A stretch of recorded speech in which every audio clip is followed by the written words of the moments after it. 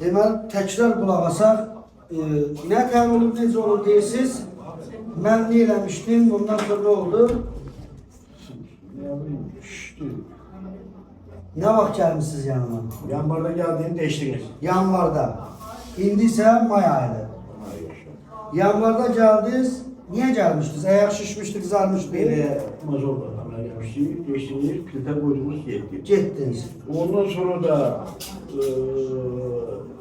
4. ay kimi sağaldı. Aha. Bəs fikirləşmədiniz ki, doktor deyib baxı, bir gəl baxın, 4 ay ərzində bir dəfə də gəlmədiniz. Bir de çətinliği burada. Hə, çətinliyiz oldu.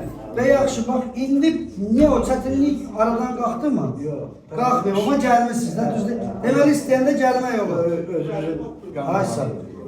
Amma başlanğıcda deyirsiniz ki, onu deşdiniz, belə oldu, 4 ay qədər sağaldı. Söhbət sağalma.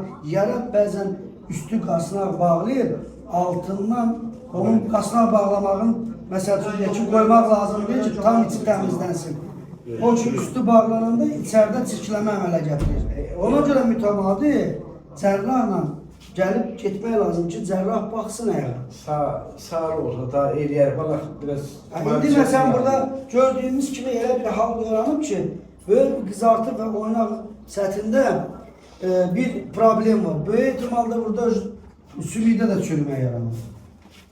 İndi bir etkin eləyək baxaq.